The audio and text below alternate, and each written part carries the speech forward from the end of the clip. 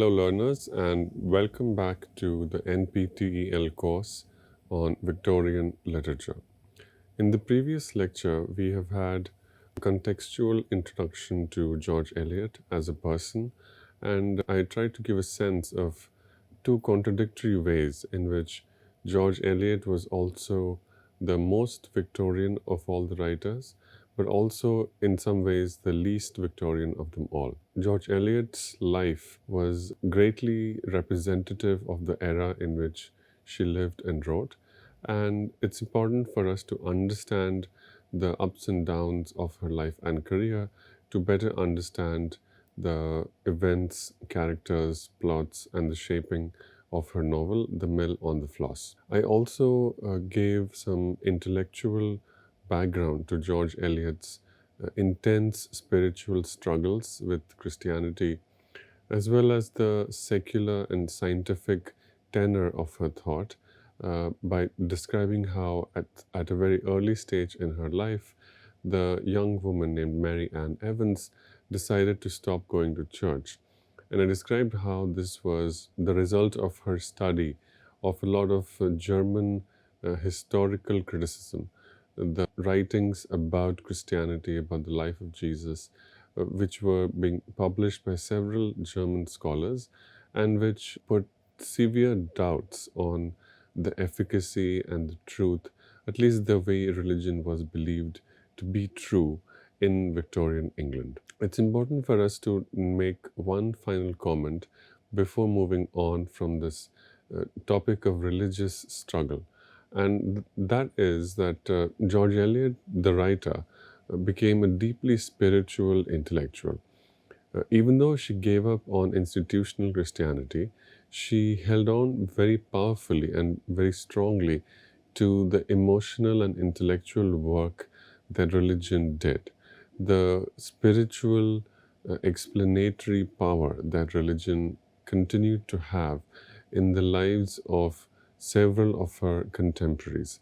That George Eliot did not give up on, and in fact, George Eliot tried to continue doing that work, tried to keep alive this spiritual energy of religion in her fiction. And it's important to note that the Victorian novel in George Eliot's hands became a powerful vehicle for spiritual support.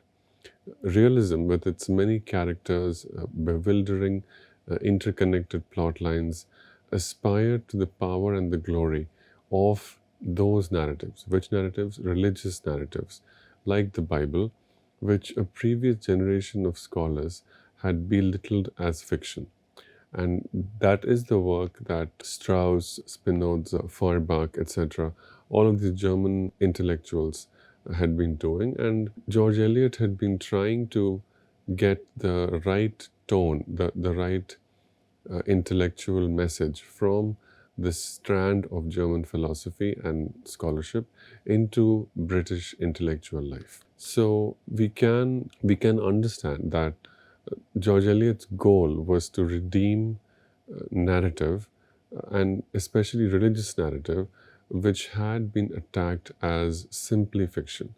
And the best in George Eliot's fiction demonstrates that realism and fiction was high praise for a religious narrative, indeed for any narrative. And what exactly was this intellectual power and the spiritual support that realism in George Eliot's hands was able to provide? One way in which we can understand the great spiritual intervention in Victorian cultural and emotional life that George Eliot's novels make is to understand one very important part of the Victorian era, and that is the preoccupation with and the reality of extraction. Here we will make a brief detour from biographical intellectual contexts and think a little bit about the history and the legacy of the Victorian era. Several scholars have asked this question: what is the legacy, or what is the longest lasting impact that the Victorian era has made, and for which the Victorian period will be known for future generations? And the answer to that is that the strongest impact of the Victorian era, the longest lasting legacy of the Victorian period, is the impact that these scholars and these writers and these miners had made on the surface of the earth. Both miners as well as writers played a very important role in understanding what the impact of human civilization was on the earth. The impact left by mining and the extraction of minerals and fuels from the surface of the earth can be agreed to be one of the most lasting legacies of this Victorian era. Let's try and understand why that is the case. The Anthropocene Working Group is a group of scholars based in Europe who have been trying to understand how and why the Anthropocene became such a big reality, how the Anthropocene came to be. The Anthropocene, very quickly, is an era in the geological evolution of the Earth in which human activity proves to make the most lasting impact on the surface of the Earth. There are other eras in which the impact of other species, other forms of life, other planetary and geological forces is considered primary, but we are living in an era in which the impact of human beings is the strongest, is more than the impact of any other planetary force. The Anthropocene Working Group has argued that the extensive exploitation of the subsurface environment that commenced during the British Industrial Revolution had no precedent in the 4.6 billion year history of the Earth. So, this is one very obvious way in which the longest lasting legacy of the Victorian period is the holes that were dug into the surface of the Earth in order to extract fossil fuels, minerals, metals, etc. Now, the scholar Elizabeth Miller defines the era of industrial extraction to last roughly between the 1830s and the 1930s. For Miller, 1830s are a good period to start marking this era because this was the period when there was a great transition from other forms of mechanical energy to the energy of steam, right? From having animals pull things to having water run the mill, as we'll see in George Eliot's novel. There was a great transition to utilizing the power of steam. Steam, which was generated by burning coal or other forms of fuel, became the primary source of mechanical energy. This happened in the 1830s. This remained primary, that is, steam power remained the primary source of energy for about a century until the 1930s, when the Manhattan Project began and the beginnings of nuclear power occurred. That is, it became possible to use nuclear power as a viable source of energy. So for this period, and you can see how this period, 1830s to 1930s, coincides squarely with the Victorian era. So in terms of the dependence on forms of energy, the Victorian era is an industrial era of extraction. This may not be a strict distinction in terms of sources of fuel, but it refers to a self-understanding of Britain as an empire dependent on forms of power that could be produced by the extraction of resources from the earth. Now, there's something distinctive about this period, and Elizabeth Miller's work, again, is very explanatory, very helpful for us to try and understand this period. For Miller, this period is important because it's shaped by a tension between two contrasting forces. One, a force that joined things, and the other a force that separated them or pulled them apart. Ecology is the force that joins things. Ecology refers to the interconnected nature of human, non-human, living and non-living forms of life. On the other hand, the phenomena of extraction is the force that separates these forms of life. Extraction is the process of pulling something out from inside its natural embedded state. Just to briefly understand where these words come from, the word extraction is from the Latin extrahere, meaning to draw out, and its first definition in the Oxford English Dictionary is the action or process of drawing something out of a receptacle, the pulling or taking out of anything by mechanical means. Ecology, on the other hand, was first used in 1866 by the German biologist Ernst Haeckel to denote the principles of interrelationality and interdependence that characterize natural life. Haeckel writes, by ecology, we mean the whole science of the relations of the organism to the environment, including, in the broad sense, all the conditions of existence. Right? So these are the two words, these are the two contradictory and dialectical forces that shaped this era, the period of industrial extraction, which coincides with the Victorian period. There are some historical facts why the Industrial Revolution is associated with the large-scale combustion of coal. As I mentioned, coal became the primary source of energy, and this is usually understood as the reason for the Industrial Revolution. One fact which is less well known, however, is that the earliest use of coal power and steam engines was to pump water. This is the reason why mining became large scale in the early 19th century.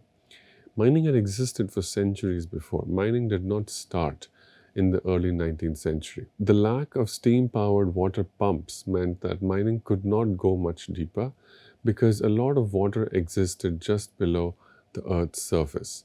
And this water could only be pumped out using these steam-powered water pumps. So in this early phenomena, we can see a very strange cycle happening, a vicious cycle almost. We can see that extraction is enabled by extraction. In other words, extraction begets extraction. Coal is required to power steam engines. These steam engines power pumps, and these pumps are used to clean water and to dig even deeper mines of coal. Extraction enables more extraction, but there was a sense that this extraction could not go on infinitely, that there would be a limit. But before we understand these limits, let us read from E. A. Wrigley, a historian of the British Industrial Revolution, who writes that until the end of the 18th century, coal was almost exclusively a source of heat energy. The principal traditional sources of mechanical energy, animal and human muscle, remained dominant until the early decades of the 19th century.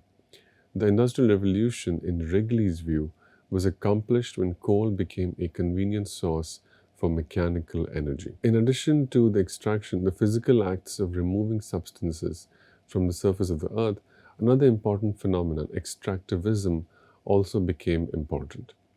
Extractivism is a phrase that's used by Elizabeth Miller, and we'll be drawing on Miller's work for much of our discussion of the Mill on the Floss as well. Extractivism is a word that Miller uses to define a cluster of socio-environmental conditions. Miller defines the term in her words, a complex of cultural, discursive, economic, environmental, and ideological factors related to the extraction of underground resources on a large industrial scale.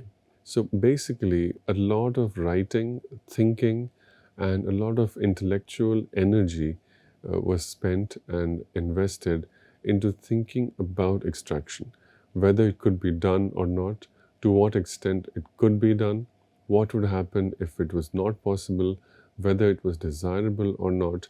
There were a lot of thoughts about extraction, and all of these thoughts are combined into the phrase extractivism. There are multiple genres of writing which contributed to this phenomenon of extractivism. One very obvious one was the rise of journals concerned with mining. Some examples of these mining journals are the Quarterly Mining Review, which was launched in the year 1830, and the Mining Journal, which was launched in 1835. These were directed primarily at investors, engineers, and mine owners. In addition to these journals, literature and fiction also contributed to extractivism. And as we will find out later, The Mill on the Floss is among the most powerful and compelling narratives of extractivism, which responded to and thought about what extraction meant and how extraction shaped the lives of people in very powerful ways in the Victorian era. There are two reasons why all of these narratives are clubbed into one category, which is extractivism. The first is that irrespective of which substance was mined, it depended on steam power. That is, extraction was powered by a resource, coal, which was itself extracted. Second, irrespective of which genre described mining, there was a sense that all these genres subscribed to a widespread sense of exhaustion. Why and what was this exhaustion? It's easy enough to understand exhaustion by looking at the world around us. We can see that forests, seas are all finite resources. We cannot keep cutting trees. We cannot keep extracting fish or other resources from the sea, assuming that they would be replenished automatically. And there was a sense that this exhaustion of the resource of coal was being done in the 19th century itself. And some examples of that are in the year 1892, the political economist Charles Stanton Devas worried about exhaustive farming, as well as the extermination or diminution of useful animals and plants as two injuries which the earth has received in consequence of the Industrial Revolution. Further, we have a very powerful document which was W. Stanley Jevons's book, The Coal Question, an inquiry concerning the progress of the nation. This was probably the most powerful and most iconic intellectual document that embodied extractivism and also which articulated the great exhaustion that was being produced. Jevons writes in this book, which was published in the year 1865, a farm, however far pushed, will under proper cultivation continue to yield forever a constant crop.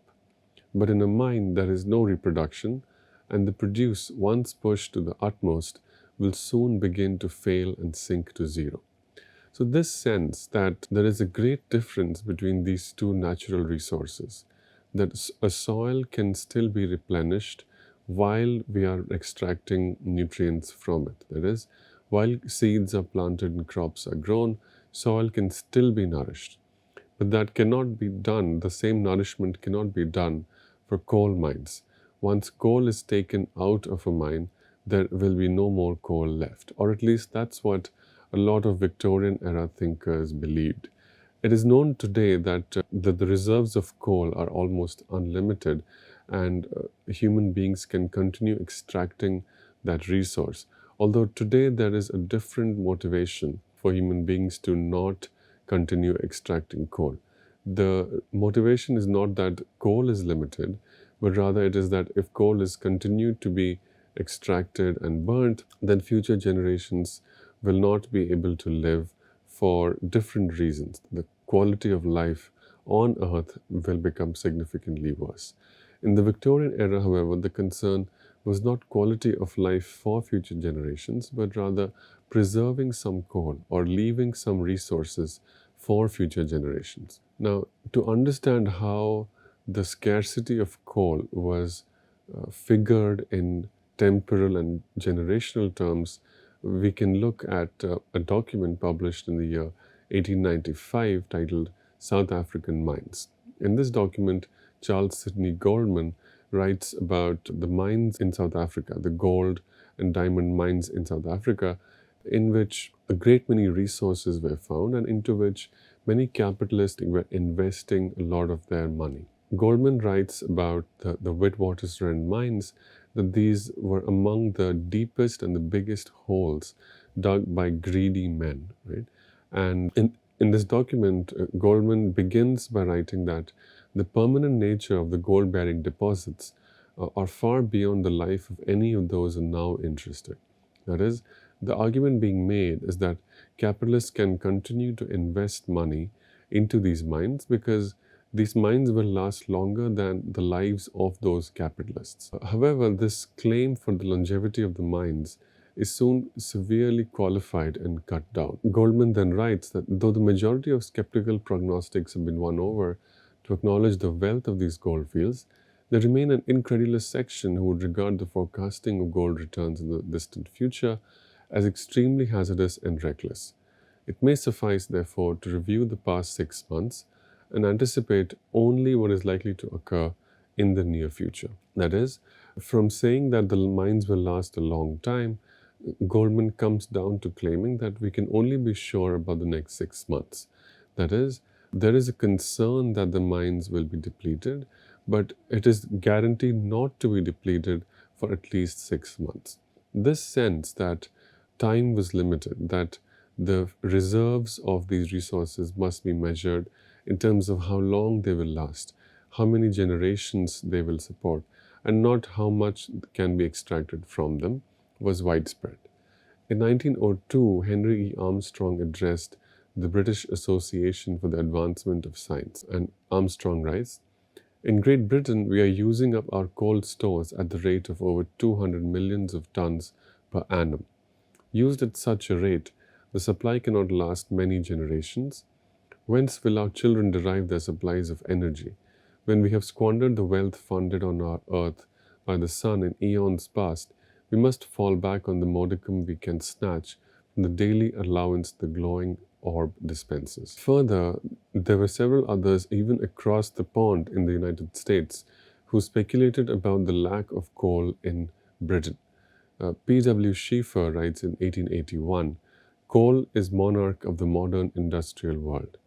But supreme as is this more than kingly power at the present time, comparatively brief as has been the period of its supremacy, and unlimited in the popular apprehension as are its apparent resources, yet already can we calculate its approximate duration and predict the end of its all-powerful but beneficent reign." Finally, we now come to the literature of George Eliot, and in the famous novel Middlemarch, there's an epigraph which attests to the widespread popularity of the metaphors of mining. The narrator of the novel Middlemarch writes, "What elegant historian would neglect a striking opportunity for pointing out that his heroes did not foresee the history of the world or even their own actions? Here is a mine of truth which, however vigorously it may be worked, is likely to outlast our coal." So, a mine of truth. This idea that a historian's source of information, that a historian's wisdom is like a mine from which resources can be continually extracted, is likened to a mine. But the key difference between the mine of ideas that the mind of a historian is likely to have from the mine of coal is that the mine of coal will be exhausted very quickly, whereas this source of ideas, the store of ideas, the historian's ideas, will never be extracted as quickly. Mining had become a metaphor, but the use of this metaphor is to describe how some mines are extremely limited and likely to be depleted soon. Now, this knowledge, the knowledge that fossil fuels were a finite resource, produced a profound shift in one's ideas of time. And we can see this in Louis Simonon's work in his 1868 book, Mines and Miners. Simonon writes, "The duration of the coal fields, which was formerly estimated by geologists at thousands of years, will perhaps not exceed a few hundred years." This widespread conclusion led to a new understanding of industrial life in the present as occurring at the expense of future human generations. Simon also argues that the management of collieries was more important than that of forests, and that is because coal, when removed, does not grow again. So several scholars among the earliest historians of the coal and the way coal was extracted had been warning their readers that coal was a limited, finite resource and it could not be extracted indefinitely. Among the earliest on the subject was John Williams, who in his The Natural History of the Mineral Kingdom, first published in the year 1789, expressed not the smallest doubt that the generality of the inhabitants of Great Britain believe that our coal mines are inexhaustible. Nonetheless, notwithstanding this widespread optimism, Williams felt it was his duty to puncture this bubble and to reveal the truth and to warn his readers about the incoming problem, which was that the commerce, wealth, importance, glory, and happiness of Great Britain will decay and gradually dwindle away to nothing in proportion as our coal and other mines fail. So there's a growing sense that coal is a limited resource, but this limitation of the resource manifests itself in a new imagination of time, and specifically a new imagination of the future. The future is one about which a lot of scholars, writers start to become anxious, start to worry about it.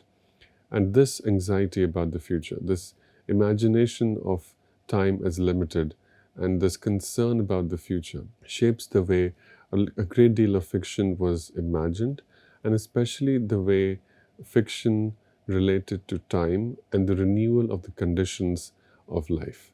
We will continue this discussion of extraction ecologies and how thinking about extraction, thinking about coal, had a great influence on the way realist novels were written and the way realist plots were thought to renew the conditions of life.